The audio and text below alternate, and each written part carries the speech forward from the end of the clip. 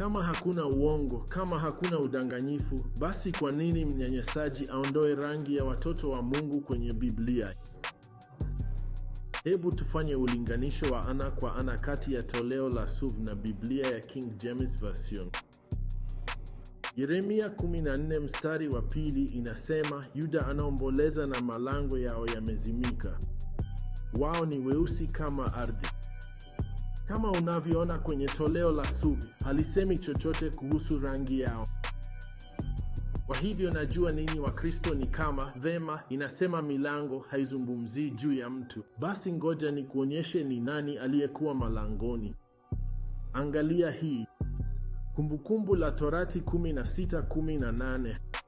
Utawaweka waamuzi na maakida katika malango yako yote. Sawa. Kwa hivyo inazungumza juu ya watu katika Yeremia 14 mstari wa 2 kutoka kabila la Yuda, kutoka kwa ukoo sawa na Kristo. Lakini swali ni, kwa nini iliondolewa kwenye Biblia?